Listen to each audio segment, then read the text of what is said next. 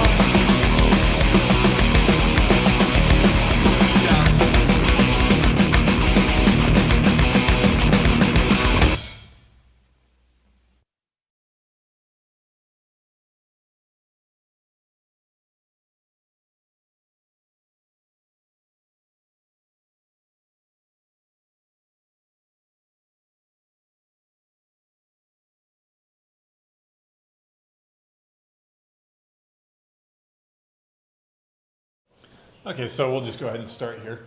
The last time we were looking at tree traversal algorithms, in particular pre-order traversal.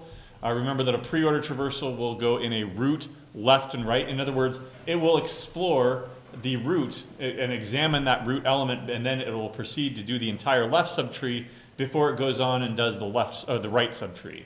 Remember that it needs to keep track of, yes, I still need to go over to this subtree, I still need to go over to this subtree, and this subtree, and this subtree. And the way that we do that, at least with one option here, was to keep a track of everything using a stack, right? And so what we did was we pushed the right child, knowing that we're going to eventually have to come back to that, and then we pushed the left child to set us up for the next iteration of the algorithm. So we pushed the right child if it exists, and then we push the left child if it exists. And then, of course, we also processed it as we went along here. We also looked at a pre-order recursive version that used the call stack to do all that work for us. What we did is we processed it first, and then we made a recursive call on the left child and a recursive call on the right child. If the left child, right child didn't exist, then that was our base case, where we said no more, we're not going to recurse anymore, we're just going to return, because there's nothing to print out, okay? What I want to do now is I want to look at the other two. I want to look at an in-order traversal and a post-order traversal. An in-order traversal is going to go with a left, then root, and then right. So let's take a look at it on this tree. We haven't done this on this tree yet, have we? I don't remember. If not, then if we have, then so be it. We'll just do it again. The idea here is that if you start at the root, we're not going to process that first. Instead, we're going to go down and do this entire left subtree, and then we'll go ahead and process A. After we're done with that, we'll go ahead and do the entire right subtree. So I don't end up processing A first. Instead, what I do is I go down to this subtree. Now I'm looking at this subtree, but I don't process the root first. What do? I do the left subtree first. So I keep going down, down, down until there's nowhere else to go. At that point, I go ahead and process L.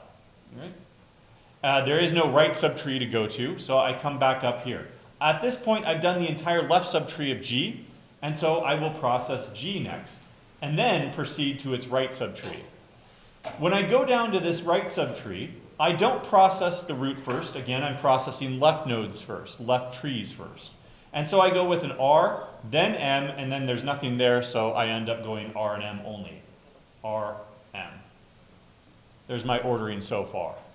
At this point, I am done with this entire subtree here, and I've come back up to D, and so that's when I process D. There we go. Then I process the entire right subtree of D. Now look at this. There is no left child to go to, so we end up processing the root node first, and then the right node, right? So H, N, right?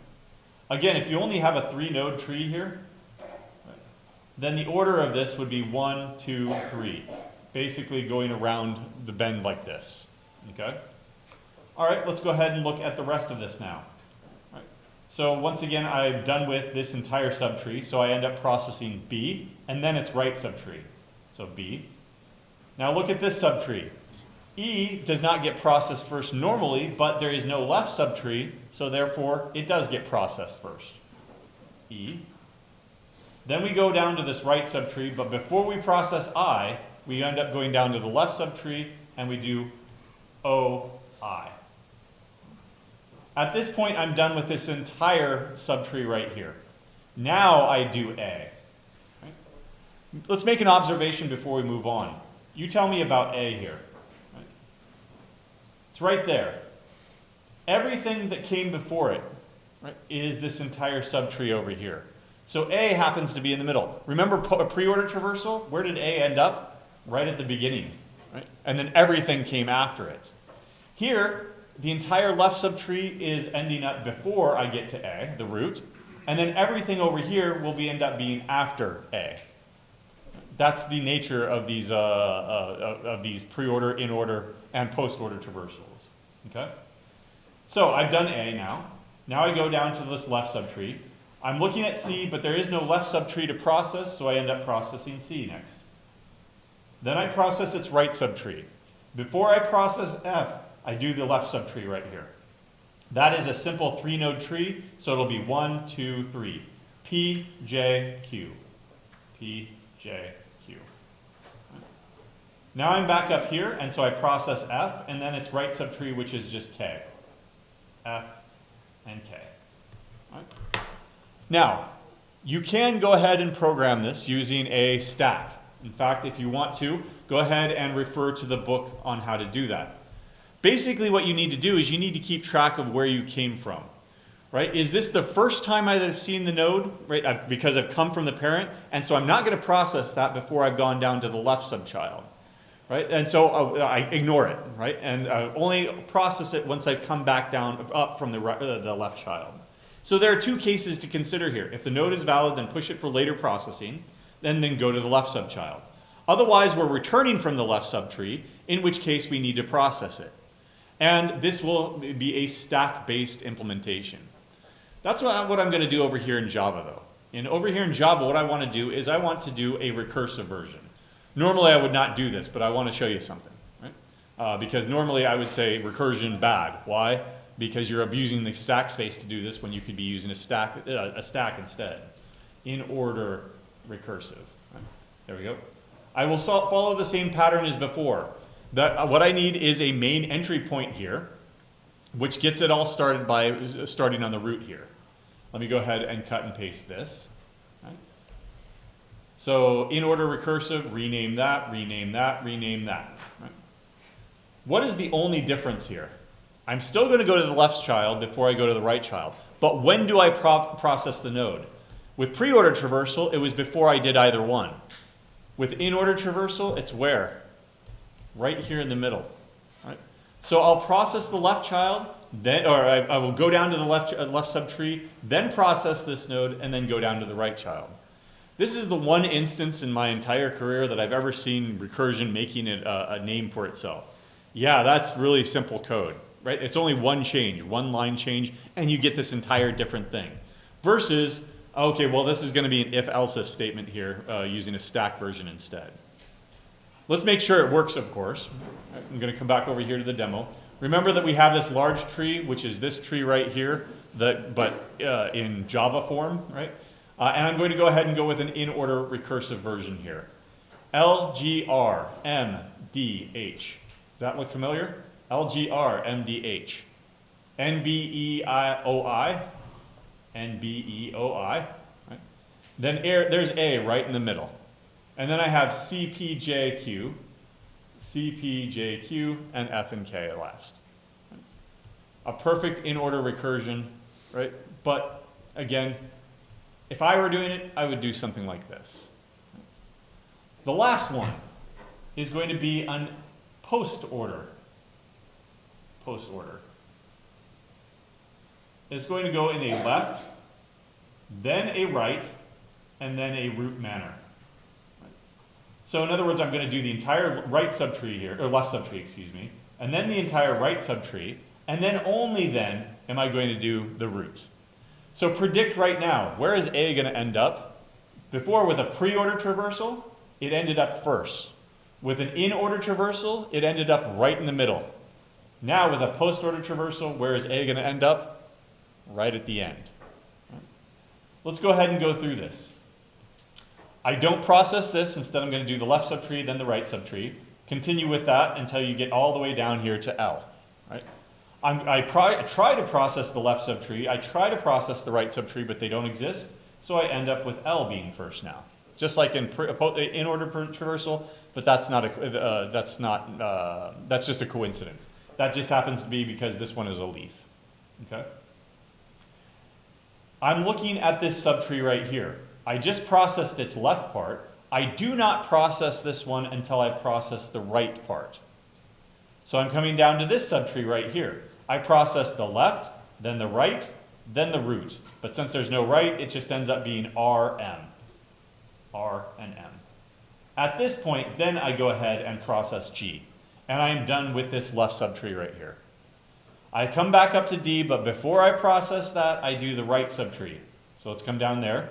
I do the left, but that doesn't exist. Then the right, so N, H, D. N, H, then finally D. Okay? I'm now back up here, but I need to process this subtree over here. So let's go into fast forward mode here. I'm not going to process E until the very end, and so I process this, and I process this. So O, then nothing, I, then E. O, I, E, and B. Okay? I do not do A, instead I do this entire right subtree first. I do not do C, instead I do the left and then the right. I do not do F, I do the left and then the right.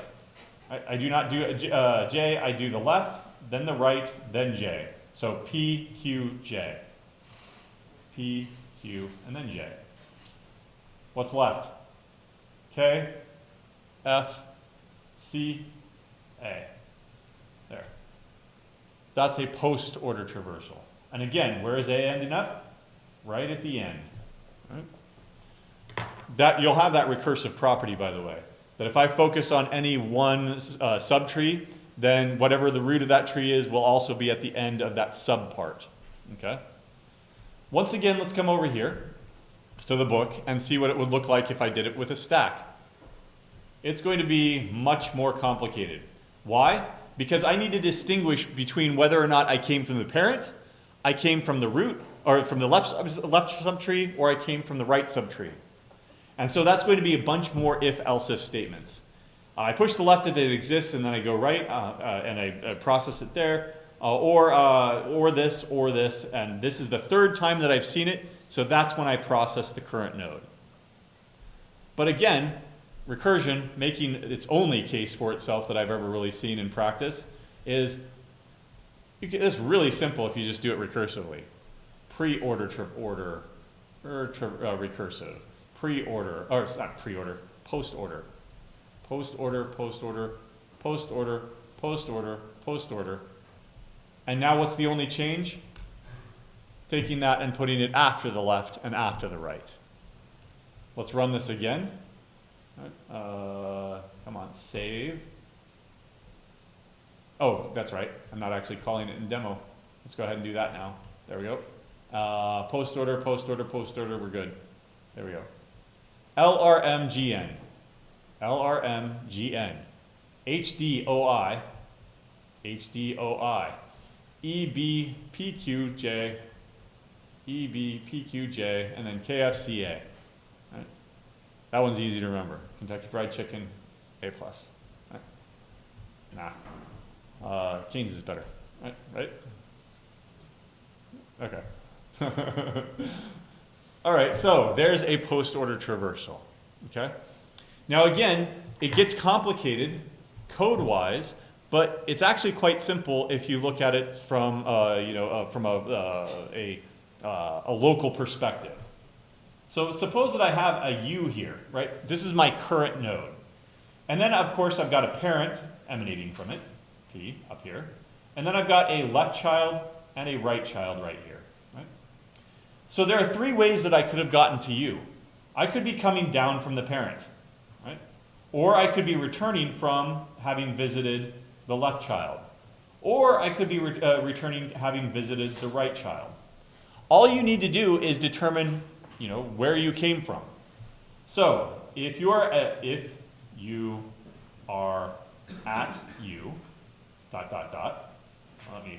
looks more like a W, U, and you came from, say, P, L, or R. So in other words, if I came from P, where should I be going next? Right? I should be going to the left. So you go to L. If I came from L, where do I go to next? I go down to the right child to explore that subtree. So I go to R. If I came up from R, then that means that I need to go back up to my parent in order to explore the rest of the graph. So P. And process U if ... Well, if I came from the parent, right, and I'm about to go to the left, but I want a pre-order traversal, then that's when I'm going to process U, pre-order. If you came back up from your left child, right, and you didn't process U the first time that you see it, that would be an in-order traversal, in order. Right? And finally, if you came back from your right child and you're about to return to your parent, that's when you process it for a post-order traversal. So you just need to determine where you came from. Hint, you don't even need a stack anymore. As long as you keep track of, say, the current, let me go ahead and write it like this, current and the previous, then you can get away with just keeping track of two nodes, right? Because is my previous my left child? If so, then I can come up to the parent, then I know where I'm doing this operation right here. If the current is U and the previous is R, then that means that I came from R, and so I'm going to go to my parent and I do a post-order traversal, right? All you need to do is keep track of two nodes, right? And you can do any one of these three. Each one of these three is going to have their own applications that we'll talk about later. What I want to do is I want to show you one more, completely different, okay? It's called a breadth-first search. Breadth-first search. So what we were doing here was called all three of these, a pre-order, in-order, and post-order traversal. They're all depth-first search. In other words, we go as deep as possible into the tree before we backtrack and explore the rest of it, right? We're trying to go as deep as possible into the maze. Well, not all searches are like that, right? For example, in real life, if you have a missing person that you're searching for, right? And you last saw them at this one location. Well, you don't just go ahead and go off and 10 miles away in one direction, searching for them that direction, unless you have a really good idea that that's where they went, or that's the direction that they took. Instead, what you do is you set up a perimeter, a radius, right? Say 1. And you search that entire area inside that radius. When you don't find them there, then you expand your radius. Right? Suppose that this is another one. In other words, from here, it's going to end up being a radius of 2. You start exploring further and further out. Right? Now, why do you do this? Because you don't know what direction they went in. Right? If they went off in this direction and you did a depth-first search and went off in this direction, you'd waste a lot of time. But if you have, if you start searching in closer locales first, you are more likely to find that person. So any kind of search that does something like this is called a breadth-first search. You search things that are, say, depth 1 first, then depth 3, then depth 4, then depth 5, etc. Remember that this is depth 0, 1, 2, 3, 4, and 5. Right? So how am I going to end up doing that? I'm going to start at the root, and I'm going to read it left to right. Then I'm going to do everything at depth 1. and I'm going to go left to right. Then I'm going to go everything depth Q, left to right, etc. So basically what I'm doing is I'm wrapping around on myself, right? I'm reading it top to bottom, left to right, like I would with any data, with any book or any English text here. Top to bottom, left to right. Immediately, tell me what's the order going to be, because I wrote it like that. A, B, C, D, E, F, G, dot, right? It's just going to be in order because that's how I labeled the data, okay? But how would we actually do this in a computer? I'm going to draw another data structure here that should be very familiar. We'll name it here after I've used it, right? I'm going to keep track of the current vertex, which is initially nothing. Because I'm going to start at the root here, what I'm going to do is I'm going to put it in here. And I'm going to be putting elements in on this direction. And I'm going to be taking them out on this end. All right? To get it started, I will take that thing out of that data structure that I have yet named. Hopefully you know what it is. Right? And then what I'm going to do is I'm going to process it. Right? So I end up with processing A first. Right? That's done. But then I'm going to go ahead and add its left child and then its right child because I want to read this left to right. So I end up putting in B and then C. Okay. Next iteration, I will take out A here and take this thing out over there. And now I have processed B. I pushed both of its children, left and then right. So D and E. Right? Do you start to see a pattern here? What is this data structure right here that I'm using? It's A? Anybody? What is that? It's a Q, right? So let's codify what I just did. Right?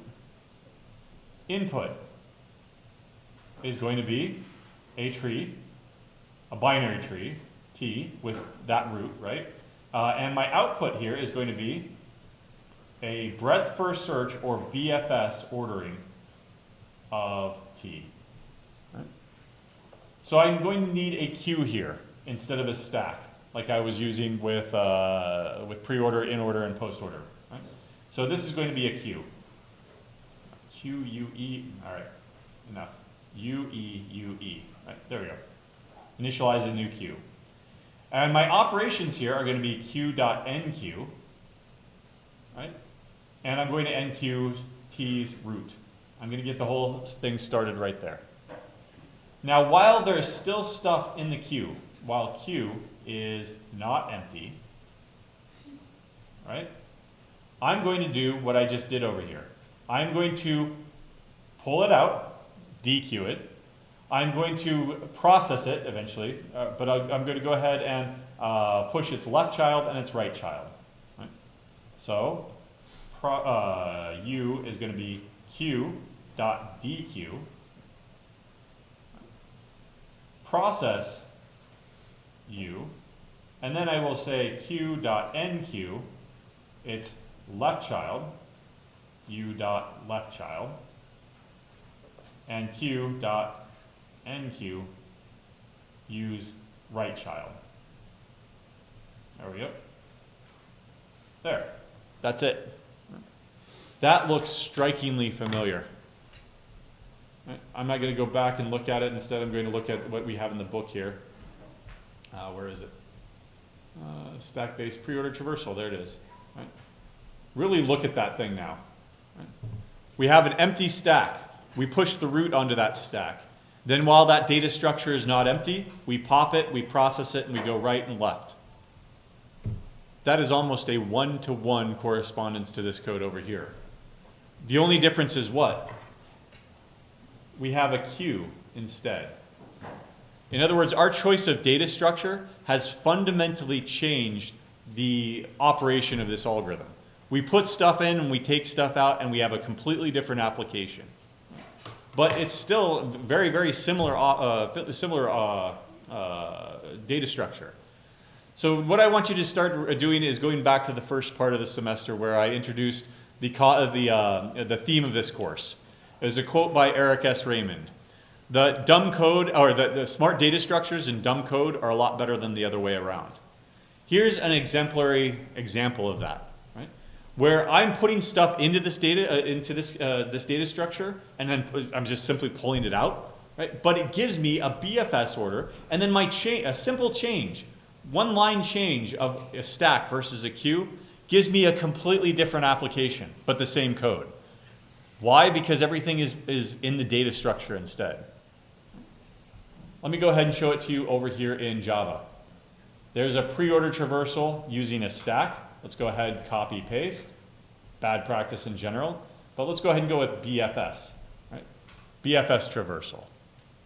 The only difference is I'm still going to use a deck, but I'm not going to call it a stack. I'm going to call it a, let's see, refactor, rename. I'm going to call it a queue. Right? A linked list implementation is still the best implementation, as you probably saw this week's lab, right? I'm going to put, okay, I can't push it anymore. That's not the operation. It's offer. Right? While the queue is not empty, then I don't pop it. What I do is I pull it. Those are the two Java versions of NQ and DQ. To my dismay, I've never found a programming language that calls them properly, NQ and DQ. It's always pull, offer, or retrieve and remove or something like that, right? Unfortunately. All right, so offer, offer, offer, and I'm going left instead of right. Right? Why am I going left instead of right? Remember that a stack is a LIFO data structure. The last one in is the first one out because you're working at the same end. But in this case, I want to go left to right, so I need to push the left child first, then the right child. Let's see if this works. If this works, I should see A, B, C, D, E, F, G, H, I, J, K, L, M, N, O, P, Q, R, S. Not with we had R, sorry. A, B, C, D, E, F, G, all the way to R. Right? So the choice, the small choice of a slightly different data structure makes all the difference. Okay? Okay. So those are the basic traversal algorithms. Again, I'll add BFS, right? Breadth, first, search. Right? Each one has a stack or queue-based solution. That's ideal in my book. Each one has, except for BFS, each one except BFS has a recursive version. Right? Each one has their own applications that we'll talk about later. Right? What I want to do first is look at something else here. Each one has their own applications. Right? And finally, what about efficiency? Right? So what about efficiency here? Well, a pre-order traversal, in-order traversal, post-order traversal, and BFS, each one is designed or intended to process every node. Right? So you're not going to get efficiency out of this. How many nodes are there? It's going to end up being order n. Right? It processes each node exactly once. Right? There are n nodes, and so it ends up being order n. Right? That's just, I mean, if you have 10 things to do, you got to do them all, right? There's no skipping out on it, right? If you consider a node traversal your elementary operation, instead of processing the node, right, then it is still order n, or order n. There we go. Why is that? Well, look at this diagram again. How many times do I visit a node? How many times do I traverse a node? Once when I'm coming down from the parent. Twice when I'm coming back from my left child. Thrice, 3 times, when I'm coming back from my right child. In other words, I node traverse 3n traversals, which is still going to be linear. All right? So you're not going to get past that. But remember, what was our original intention here? Original goal was to have, efficient operations for search, right? Retrieve, in other words, retrieve, right? And insert, delete, insert, delete.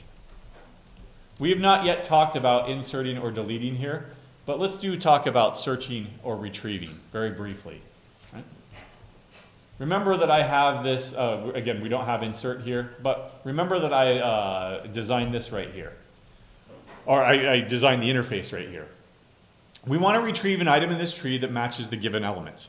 Okay, now that we're able to traverse the tree, then we have a way of doing that. Let me go ahead and grab this pre-order traversal here, right, and adapt it.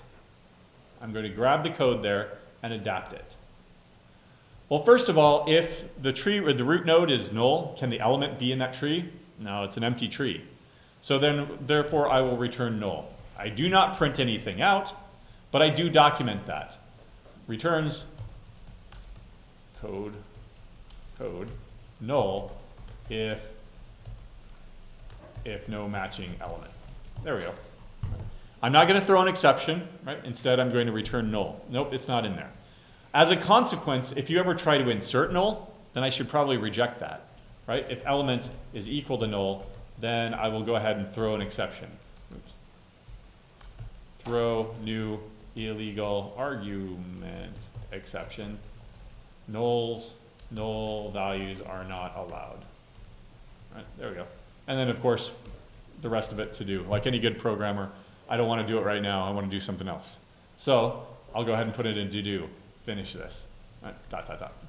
We won't actually do that. We'll look at something else instead. But I do want to finish this. I want to find that element. Now remember, why am I asking for an element if I'm going to give you that element?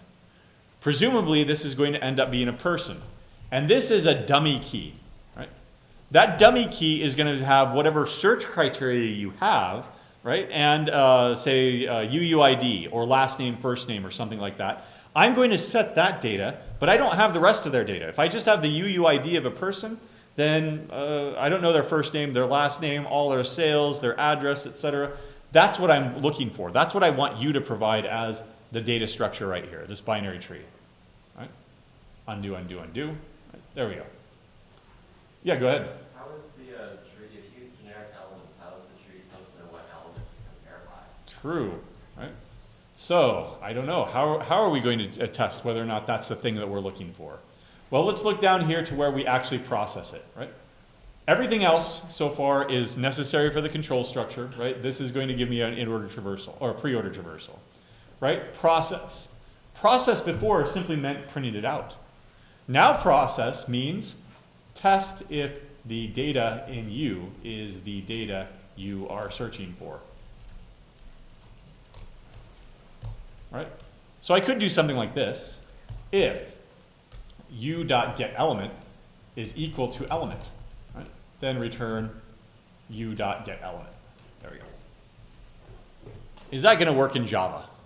Right? No. What does equals equals do? Compares memory addresses. Right? That's why you can't use it for strings. Right?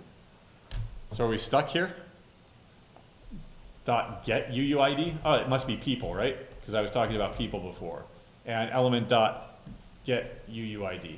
Now I can go ahead and call that string comparison method, right? Compare to or whatever it is, right? Well, I don't know anything about this element U because it is generic. So, am I stuck? One solution. What does every object have? A dot equals method. If that's the thing you're looking for, then the dot equals method should tell you yes, that that element is equal to that element. Now that requires that you, whatever you're putting into this tree, that you went in and you made sure that this dot equals method was meaningful. Right? Remember that you can do that by going up to source, generate a hash code and equals method, and it'll be based on the state of the object. If you want it based, if you have a person object and you want it based on UUID, you can do it that way. If you have a store object and you want it based on the manager, you can do it that way. If you have a book object and you want it based on the ISBN, you can do it that way. Go back to the beginning of the semester and review that material because we did it there. Right? Okay, so equals for now. Right? There is a better solution here. Okay, but we'll get into that better solution to consider a better solution than this. But of course, we can go ahead and, oh, by the way, what do we return if it's unsuccessful? That's why it's not compiling. Right? If we get done with the entire process and we never find what we're looking for, then null. Now let me go ahead and not print the BFS traversal. Instead, let me ask for several things. So demo, demo dot find, there we go. I want you to find me, say, J, right? String s is equal to demo.find, and then system.out.println s is equal to plus s. Right? Remember that J is indeed in that tree, and so it will give me J back, right? I don't know, what else is in that tree? B is in that tree. And so it will give me B back. But, you know, why do I want B if I've already got it right here? Again, these aren't always simple objects like strings. They're user-defined objects like people, stores, sales, whatever else you're doing. And I only have the UUID instead of the entire sale, or whatever it is. Right? Well, what about an unsuccessful search? Is X in that tree? Nope. So it should print out null. And it does. Looks great. Unfortunately, again, this is going to end up being order n. Because look at this tree. If it's a pre-order traversal, and I wanted to find J, what would I end up having to do? I would end up having to explore this entire left subtree, then coming over here and eventually finding it. I don't want to do that. I want to be able to ask, hey, A, I'm looking for J. Is he down that corridor, or is he down that corridor? And I want to be able, I want to have A be able to tell me, don't bother going down there because he's not there. He's over there somewhere, right? And so what I'll do is I'll go down over here to C and ask C. I'm looking for J. Where is he? Right? Is he in the left subtree or in the right subtree? Well, there's nothing in the left subtree, C says, so go ahead and go down that corridor. Eventually, you ask F, is J on your left or on your right? And he says, on my left, right? And I finally found him. Asking 1, 2, 3, 4 questions. In other words, 4 comparisons instead of this entire subtree. Asking everybody, are you J, are you J, are you J, are you J, are you J, like over and over and over again, right? Instead, I'm going to ask more meaningful questions of, where is J located? Is he in the left subtree or is he in the right subtree? To do that, we need more structure, right? And that structure is going to be what's called a binary search tree. Okay. Generally, we store elements in a tree, but you can also impose an additional structure on that tree, right? So that it's ordered in some way. Binary search trees store data, but they also store a key element K, right? For our purposes, the data and the key will be the same, and key values will be simple integers, and we will not allow duplicates. These are all just technical details, right? At the end of the day, they are integers. Why? Because at the end of the day in the computer, everything is what? Binary. And if it's just a string of ones and zeros, guess what you can treat that as? As a number, as an integer, right? We will not allow duplicates because if you do have 2 duplicates, right, you can break ties somehow, right? For example, if I have 2 sales and those sales have the exact same total, and that was my criteria, I would say, oh, well, whatever sale with a higher code would come first. That code over there, A, comes before this code over here, B, right? In other words, there's always a way to break ties. There is always a way to break ties, right? And for the integers, there is always a way to treat data as an integer. How? You just look at the binary. And if it's a bunch of zeros and ones, guess what? That's an integer, right? Otherwise, you can separate the keys and the values as well, right? But now let's get into the structure of what a binary search tree is. For every node with key value K, right, all nodes in its left subtree have key values less than K, right? K, there we go. All nodes in its right subtree have key values greater than K. What about equal to? Remember, I said we're not going to allow duplicates. So there is no greater than or equal to, less than or equal to. There is simply just less and greater. Visually, what does that look like? Visually, we've got a key value here, k, right, in a node. There we go. Now we've got a left subtree hanging off of this. And every node over here is less than k. We've also got a tree hanging off of its right subtree. And everything over here is greater than k. How does that help us solve our problem of efficient search? Suppose that I'm searching for x. Right? I'm going to ask k here. Are you x? No, I'm k. Right? I'm not x. Right? But if it were, if you are the person I'm looking for, you are done. Do not go any further. Right? You found what you're looking for. Else, if the thing that I'm searching for, x, is less than k, where do I go? Well, remember, everything over here is less than k, so would I bother going down this part of the tree at all? Nope. I would only go down this part of the tree. So, go left. Right? Else if, and I don't technically need an if here, but I'm doing it for demonstration purposes. If x is greater than the thing, or if the key value is less than the thing I'm looking for, that means I need to go right. Go right. Wonderful. Now I can answer those questions. Okay? I don't, effectively, I don't have to look at this entire half of the tree. Let's look at an example. It's going to be the exact same tree topology as before, tree shape, but with different values. Trees, and then here's my binary search tree. Here's that tree from before, but we've replaced all the letters with numbers. First of all, let's verify that this is indeed a binary search tree. I've got 50 right here. Everything in its left subtree, is it less than 50? Yes. Everything in its right subtree, is it greater than 50? Yep. We're good to go. But be careful. It's an inductive property. It holds for every node. 20. Is every node in its left subtree less than 20? Is every node in its right subtree greater than 20? Yes. Right? So we verified that this is indeed a binary search tree. Right? How would this search work? Let me go ahead and search for, I don't know, 49. I'm going to come in to 50, and I'm going to ask, are you the guy that I'm looking for? No, I'm 50. 49 is less than me, so where do I go? I go to the left subtree. Right? I then look at 40. Are you the guy that I'm looking for? No, I'm 40, and you're looking for 49. That's greater, so I'll go down that direction. 45 is less, so I go to the right. 49 is the guy that I'm looking for. 1, 2, 3, 4 comparisons. So comparisons. Did I have to compare it to everything in that subtree to finally find what I'm looking for? No. Right? All right, there's search for 49.